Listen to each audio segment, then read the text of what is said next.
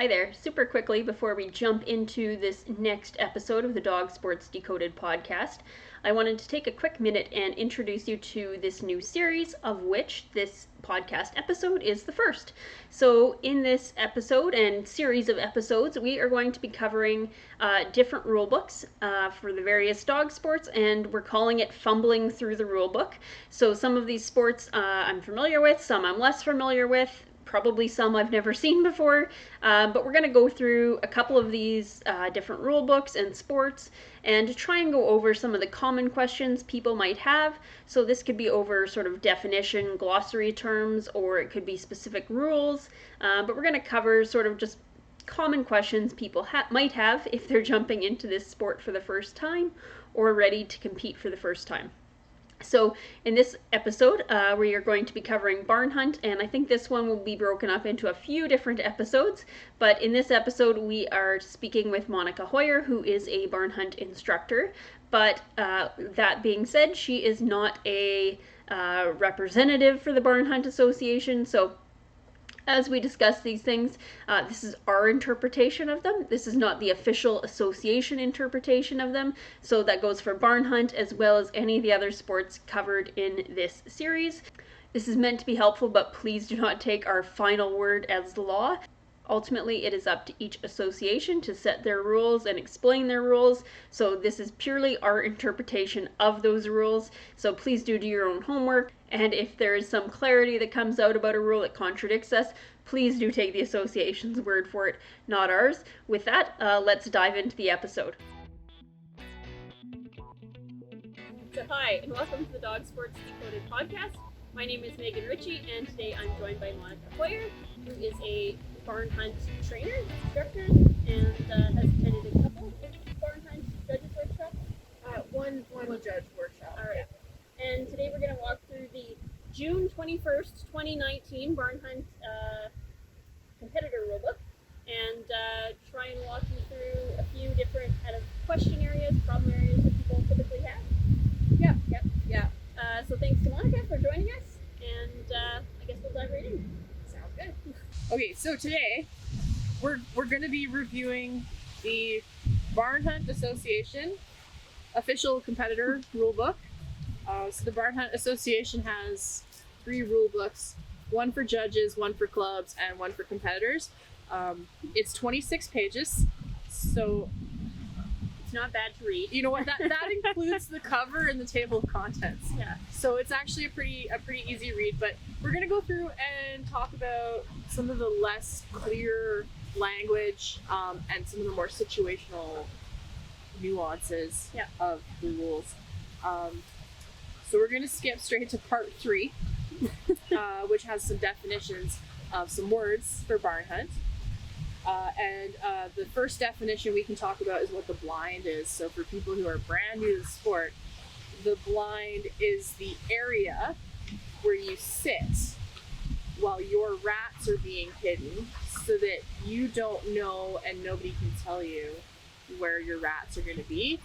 And there's going to be anywhere from 3 to 5 of you kind of sitting like space. This. Yeah. Exactly like this. Yeah. Except your dogs are on leash. Yeah. And you're following a specific set of rules. So when people say go to the blind or load the blind or the blind is loaded, what they mean is go sit in the tent. The tent is full of all of the people who need to be in the tent. Yeah. In your last dog in the blind is what they yell when the last dog is leaving the blind, so that the judge knows that it's going to be a new blind, because the blind is not just a physical space, it is also the group of people who are running with those specific hides. Yeah, I wonder if we should expand on that. You're talking about the last dog in the blind, so if the blind has 5 dogs in it, those 5 dogs, depending on the level, let's say novice, they're all hidden, the rats are all hidden in the same spot. Yes. So that's why they have to be in the blind together so nobody knows where the rats are. Yeah. And that just prevents you from having to hide the rat in a new place for every single competitor. Yeah. So they put you in groups of 5. Yeah. And then all 5 of you in your little group, that's your blind. and you would be called like blind 1, blind 2, blind 3. That's where your run order's listed. Yeah. So you'll see a heading, it'll say blind 1, and it'll say like, you know, Becky and Fluffy. Yeah. You know, so Becky and Fluffy know that they're in blind 1, and then it'll be listed 5 dogs, 5 handlers, and then they'll be in an order, and that's the order they'll get called into the ring. And then the blind will switch when the blind is empty. Yeah. They'll call blind 2, and that's where you have your blind steward, which is the person who's in charge of telling you to get into the blind and to get out of the blind. Yeah. So the blind is a space, but it is also your running order. Yeah. Okay. Makes sense? Perfect. Yep. All right. Moving on. And we want to load the blind as quickly as you can when you're waiting, just so the trial can move a little faster. So that's kind of one of the reasons you're grouped too. So if you have a really good blind steward, they're a little militant. They are. They're and loud. out and Loud. I often volunteer. Yeah. To yell. Volunteer to yell. That's a blind steward has to be loud. Yes. Yeah. You have to be heard across the parking lot, and You do. Yeah. You do. And they also have the authority to tell you you are no longer in blind 1 because you were too slow. Yes. So you have been moved to blind 3. Yeah. And come back and try again. Right? And that's just to keep things moving. So that's what a blind is. It is both a structure and your running order. Yeah. That's what they mean by blind. Okay. This one can be confusing for people. So there's an event versus a trial, and we tend to casually refer to an event as a trial. Yeah, that's true. So the event is the whole barn hunt weekend. So say barn hunt is running Friday, Saturday, Sunday, that's the event, and then there are trials on each event day. Right. So there might be trial 1, trial 2 on Friday. So Friday morning is trial 1, Friday afternoon is trial 2, and then the next day, trial 3 and trial 4 is still part of the same event. Yeah. But, you know, A separate trial, so you can repeat the same classes Yeah. within a day. because you can only run your dog in the class once per trial. Yeah. But But potentially, say six times in an trials event. over an event. Yeah. Yeah. Okay. So the event is referring to the weekend. Casually, we call the weekend, are you going to the barn hunt trial? Yeah. But it's actually, are you going to the barn hunt trials? Yes. Or are you going to the barn hunt event? So the event is over the whole weekend, and trials are over, are like sections of the event. Yeah. And the reason that's important is because of move ups and lateral moves. So, for example, you can move up during an event. So if your dog passes novice, you can move up from novice A to open A. There's a bug on my hat. You can move up from novice A to open A. But you can't move down over an event.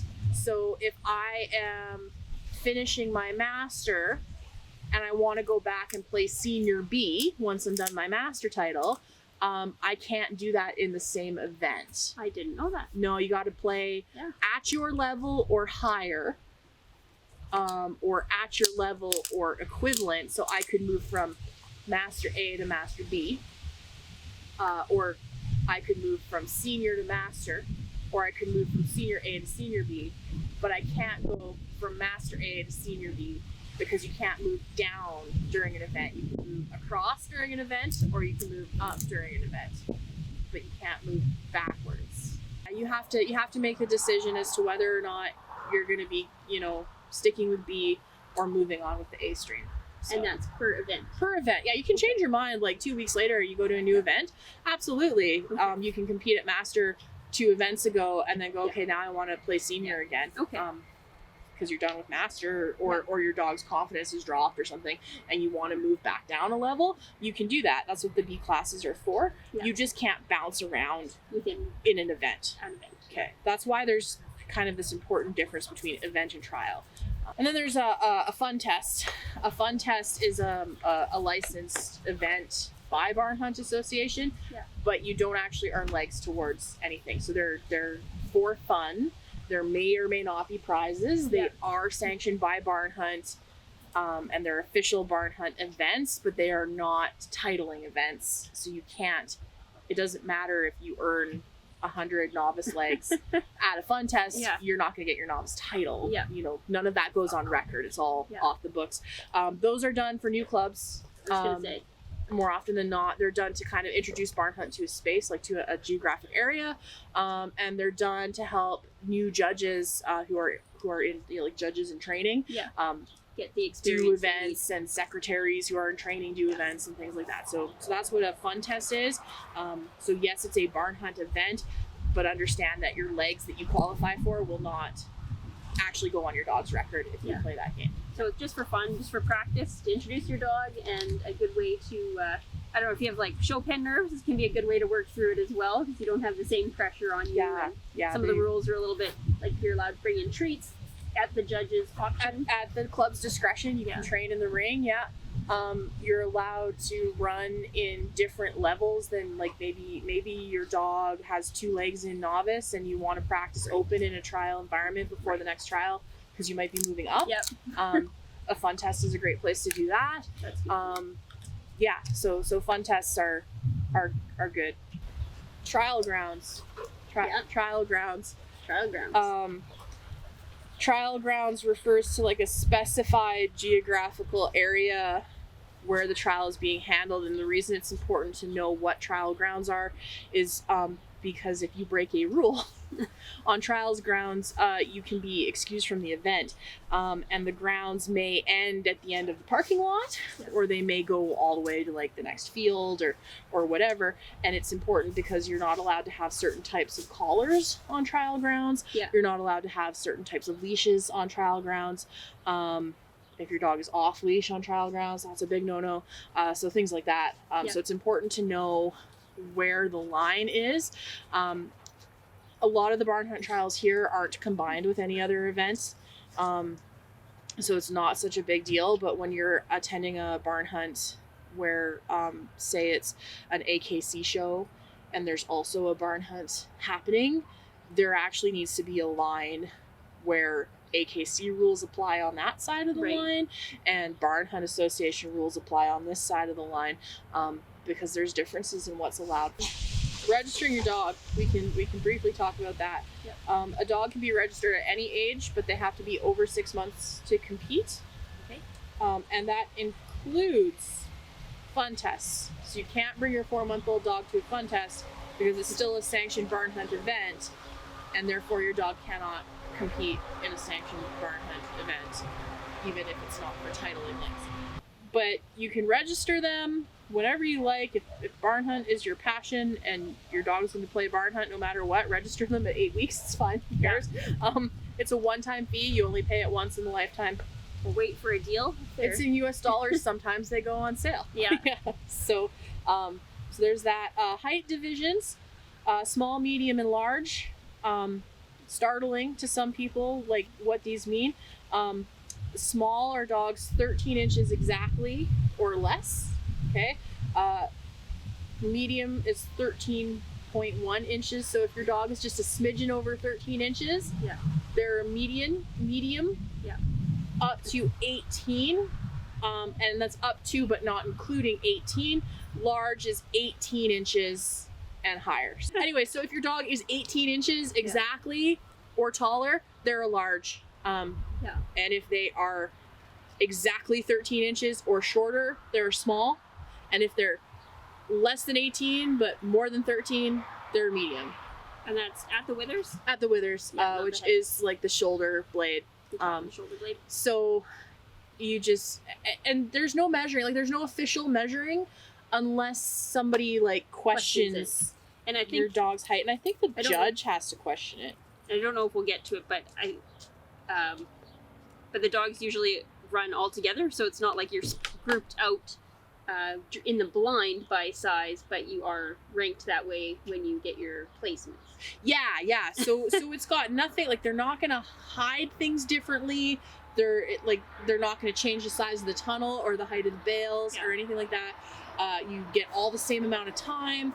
It's just for in the A stream, so novice A, open A, senior A, master A, you are placed by size. So first through fourth, small, first through fourth, medium, first through fourth, large, and then of all of those dogs, high in trial is the fastest overall. Right. So it's just a placement thing. After the B levels, height doesn't matter because placements are not done by height. So I think the initial thought was that they just wanted to even the playing field.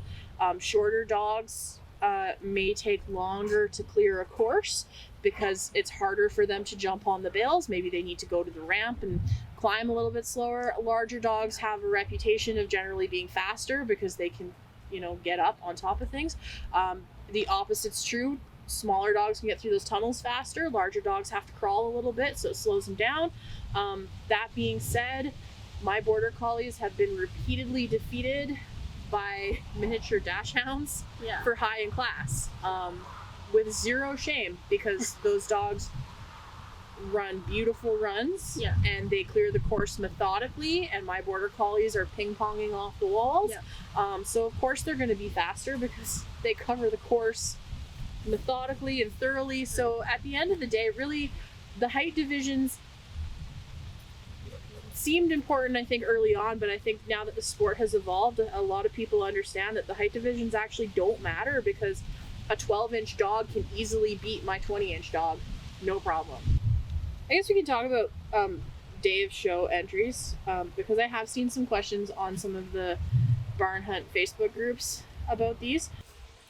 So depending on where you are, barn hunt's either like a very available sport, something every weekend, or it's like once a year. Depending on how established the sport is in your area.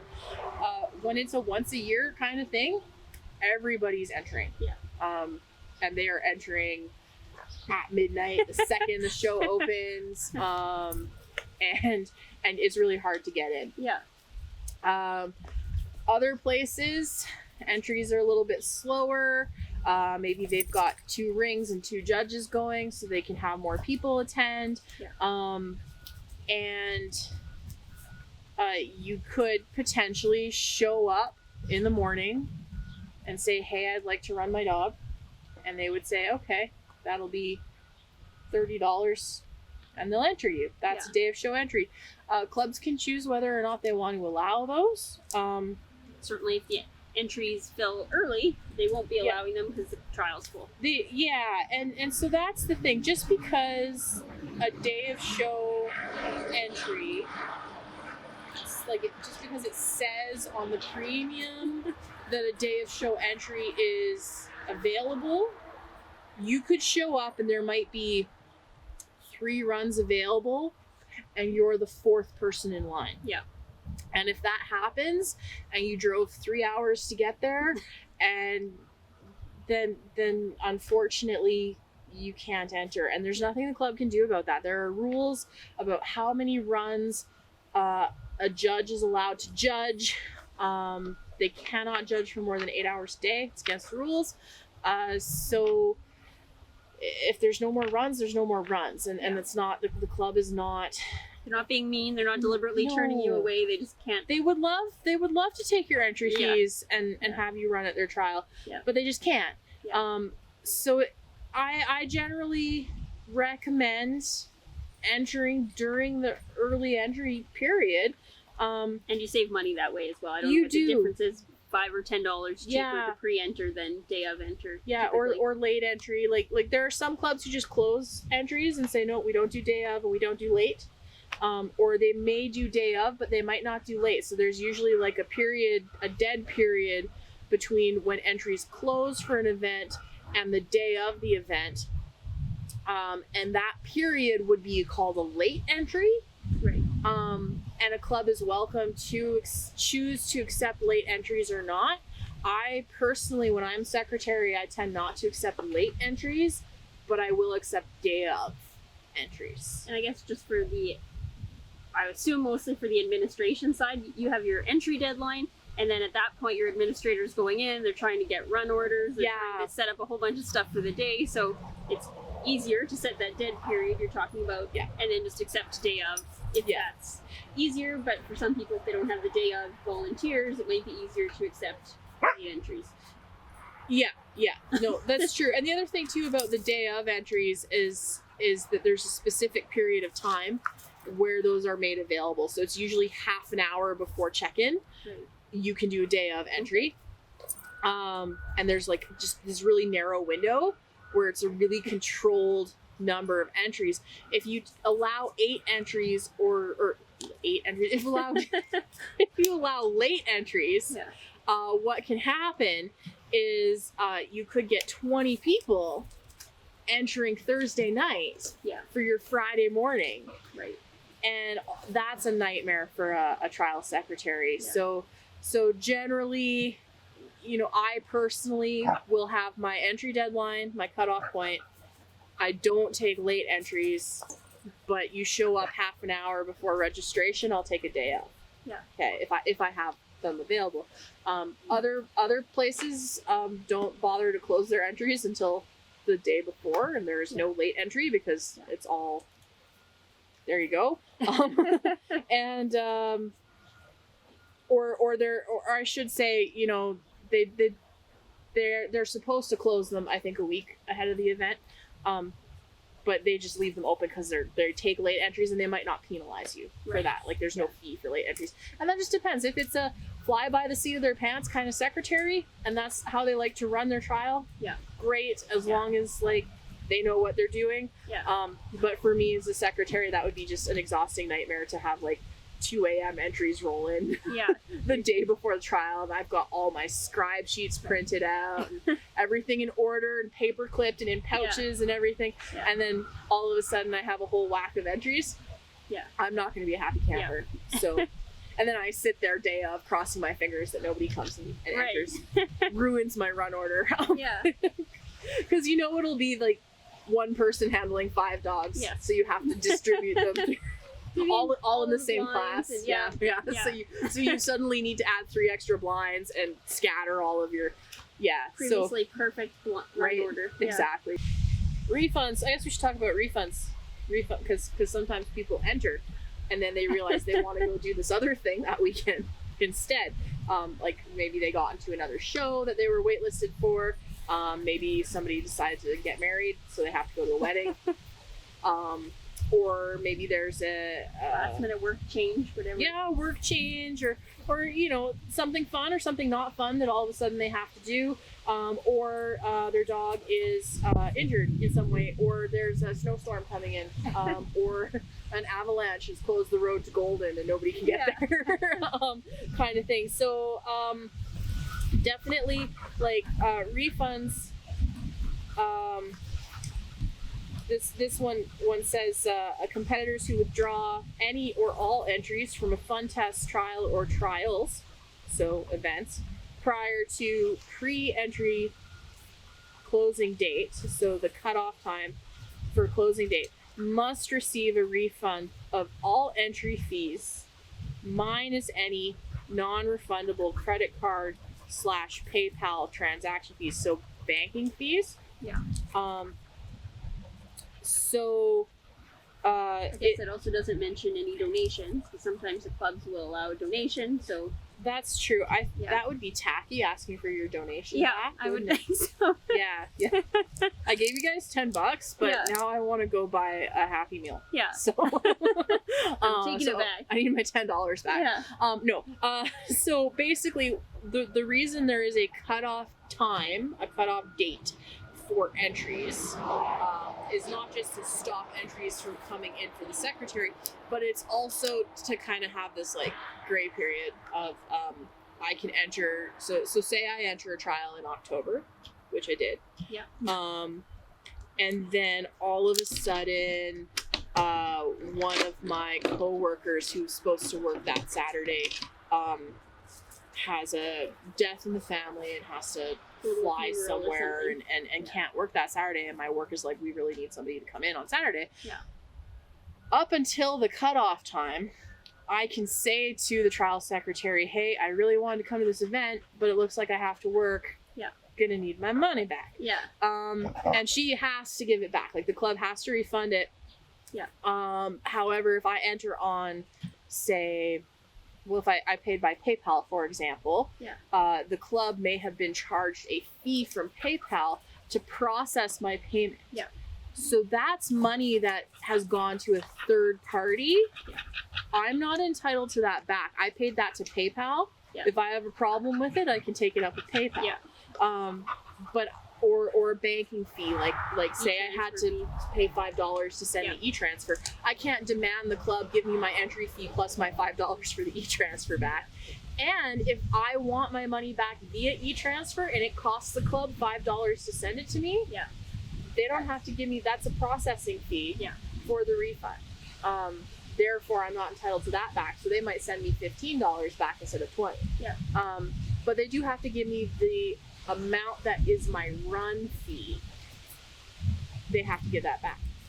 However, if the trial closes, usually it's closed a week in advance of the trial. If it closes, entry's closed. And then like 2 days before the trial, I go, oh, I've just been invited skiing and I want to go skiing. Yeah. I don't get my money back. Yeah. If the secretary really likes me, she might give it back. Yeah. That last minute deal to Mexico, you just are gonna lose out on your walk away from your $20. Yeah. Or if all of a sudden I need to be back at work in the afternoon so I can only play in the morning trial, I'm not entitled to that money back. It is up to the club at that point what they want to refund after the closing date. So a club can say no refunds for any reason. They can even say no refunds for, heaven forbid, your dog passes away or gets injured in a car accident. And I don't know any club who wouldn't refund in the case of an injury, an illness, or whatever. However, it's perfectly fair for a club to say, okay, but we need a vet letter. Yeah. And it's very standard. I used to work in the dog, not the veterinary industry, but the dog medical industry. Yeah. And it was very common. We had a template and everything for X dog is unable to compete on X date due to X injury, which we have been treating for X number of weeks. Right. And then you send that off to the trial secretary if their premium says, refunds with a veterinary letter because your dog needed a surgery or they've gone lame or whatever. Yeah. And those clubs might offer something like, maybe they'll offer a 75 or a 50% refund, or there might be a wait list. So they could potentially sell your run to somebody else, in which case they may be willing to give you a full refund, or they may still only give you a partial refund, or none at all. Or they can kind of do what they want. The one thing a club can't do is sell a run that hasn't been relinquished. So if you just don't show up for check-in, they can't just be like, well, we can sell this run and then we get paid for 2 runs. Right. But we're only running 1 because, well, first of all, they have to pay barn hunt for every run that they submit. They pay the association. But they can't double sell a run. Yeah. It's the dog scratches, but the run itself hasn't actually been sold. There was a situation for me where I was on a wait list. Like, I got into the morning trial, but I didn't get into the afternoon trial. Right. I was on a wait list and a dog was injured at the event. Oh. The owner pulled, and then we went to the secretary and we were in the same class and everything, and I took the dog's run. But that was before that trial started. So had it happened in like the middle of the day, like in the middle of the morning before that dog ran, and I wasn't entered in the morning and I wanted to play in the morning, it would have been too late. Yeah. But in that period of time between morning trial and afternoon trial, where you do all your move ups and your lateral moves and stuff, I was able to essentially do a day of show entry with my dog who was already entered in the morning. Take that spot. Took the afternoon spot. Yeah. Perfect. Yeah. So that was, I would say, I don't want to say lucky because the other dog was hurt. He's fine now. But I mean, I would say usually the secretaries want to help you. Yeah. So you can't count on it, but generally they try to help you out. Yeah. Secretaries want to be flexible. They're not just there to take your money and walk away. Like, it's way too much work for what a secretary Yeah. actually, benefits from, or what their club benefits from. Like running trials is exhausting. So they're not just out there to keep your PayPal fees. Yeah, no. So, They don't get anyway. so that's refunds. Eligible dogs in barn hunt.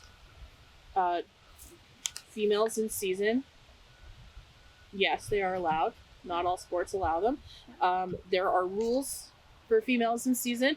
They must be wearing panties in the blind and in the ring. And anytime they're out of their crating area, except to be pottied, I believe. Yes, it says right there. Bitches in season must wear their panties at all times when out of their crates, except when being pottied. Yeah. They're provided with a separate crating area, which is marked. Okay. And they are provided with a separate potty area. So if you have a bitch in season, you tell the trial secretary and they'll get you all set up with like where you need to be, and they will arrange it so that bitch in season runs last in their class where possible. Some dogs who are more distracted by bitches in season than others, and I would say that probably, like, from the standpoint of barn hunt, the idea is that every dog in the blind should be on as even a playing field as every other dog in their class.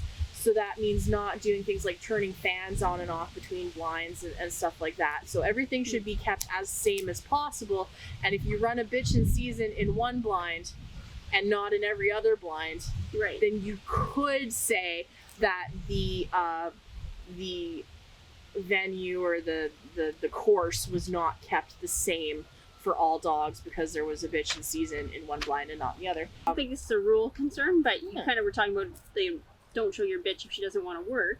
Yeah. But I'd say any dog, if you see that they're stressed out or not going to enjoy it, don't. That's going to apply. There is actually, it's written in the rules. Oh, it is. Yeah, there you go. That, you may at any time look at the judge and say, I would like to leave the ring. Yeah. At any time, you can end your run. I have a dog who gets incredibly ring shy, and we've tried several sports now, and we did SDDA scent detection, and we signed up for six runs, and I asked the judge to stop my run so we could leave 4 times. I NQ'd us once because I panicked and called the wrong container. Yeah. It was the one beside it.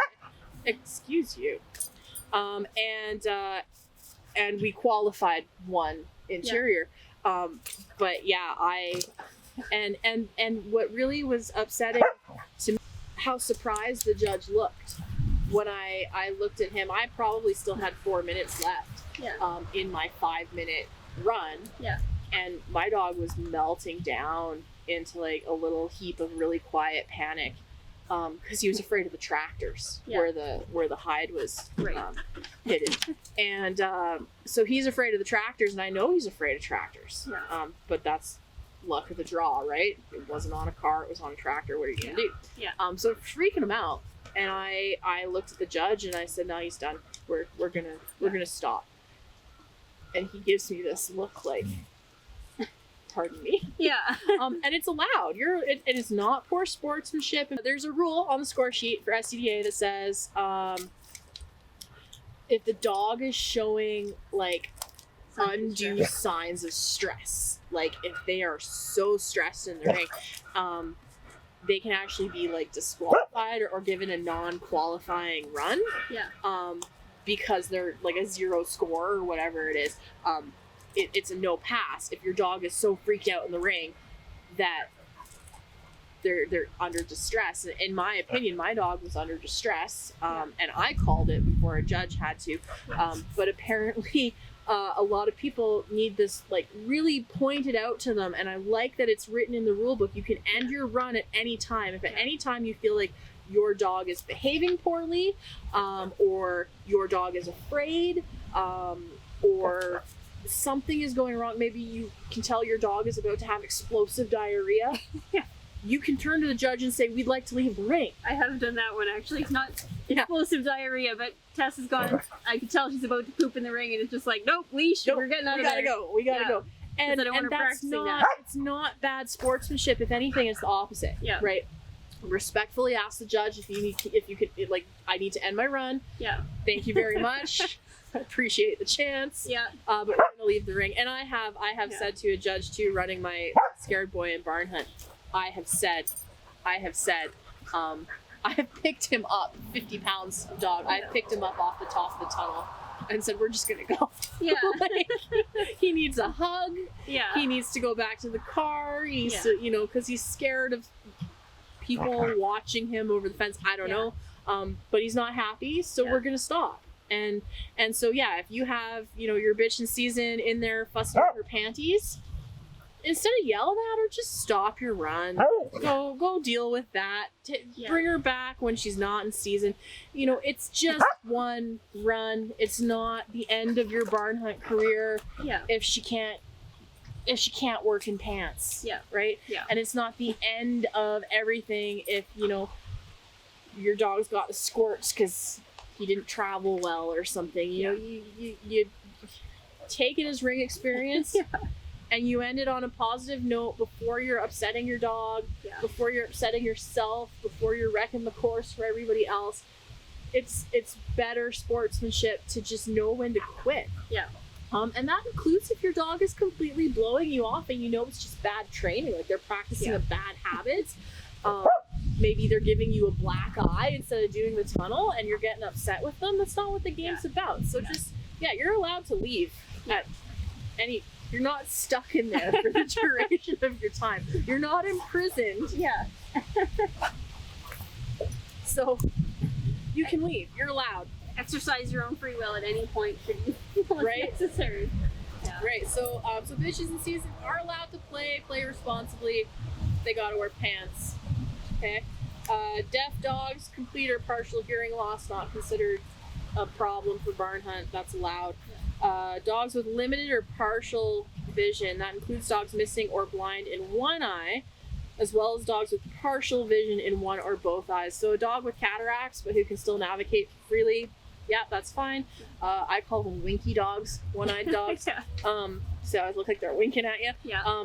Those are allowed. One thing that I, as a trainer, will mention, however, if your dog has recently lost that eye, or has recently had their vision impaired from full to partial vision suddenly, my personal recommendation would be that you spend a couple of months, 6 months, 8 months, just with your dog learning how the world looks now, before going into a competition and having them walking off edges of bales and stuff, because their brain has to learn how to re-see. This is a neuroscience brain development issue at this point. It's not just about the eyes. Yeah. So if your dog has recently lost an eye or recently gone blind in one eye really suddenly, so not like a gradual loss of vision, my recommendation would be that you take 6 to 8 months for your dog to relearn how to jump into the car without slamming their head into their crate and, you know, things like that, because you put them in an unstable, unfamiliar situation where they're thinking about rats and they're thinking about going really fast and they're doing all those other things. Their vision's not, their brain hasn't learned how to deal with the lack of input from that eye anymore, and you don't want to injure them in another way. No. Just by so take your time coming back from an injury like that, because there's a lot more going on than just having the stitches out from having the eyelid sewn shut. So take your time. Dogs with missing or partial limbs, kind of the same thing. So dog missing a limb or with a short withered limb are not automatically to be considered lame and are eligible to compete as long as they can negotiate the course safely and without showing signs of pain. That is going to be up to the judge's discretion. One judge might look at your dog and say, nope, that's fine. And another judge might look at it and go, I don't want that in my ring, you know, because it doesn't make them feel safe, right? And if you don't think it's safe, don't bring your dog. True. So don't leave it up to the judge totally to decide. Obviously, if you see your dog's in pain or limping, stay home that day. Yeah, and it also says here, dogs must be sound on the number of limbs they have, which are capable of being used. So if you have a 3-legged dog, but they're a little limpy in the shoulder because they're taking all that weight because they're sore that day, and this happens to dogs who are missing a hind leg, or one front leg's missing, and they kind of put all that extra pressure on that other leg, they can actually get sore in the remaining limb. So they're not being, in this case, they're not being excused from competition because they have 3 legs. They're being excused from competition because the leg that they have is sore. Yeah. Right? So that brings us to dogs who are ineligible, so not allowed to compete in barn hunt.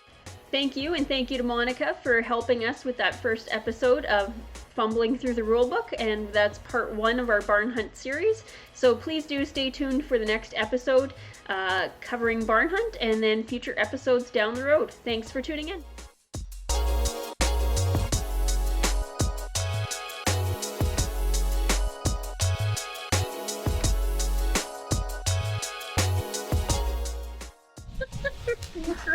Large is 18 inches and higher, so it's 17.9 point. I guess because it's not metric. Yeah, I don't know. So it's in inches. So whatever the equivalent of Don't ask Canadian. that is. Yeah. Can you do inches as decimals? I don't know. I don't know. Decimals. It doesn't seem compatible with imperial, I but guess it'd be 0.11 or something. point 11 Isn't it? and 11/12. Yeah. Yeah. Can we get this in centimeters? Bennett. All gone. No more. No Hey, more. I'm done. all gone.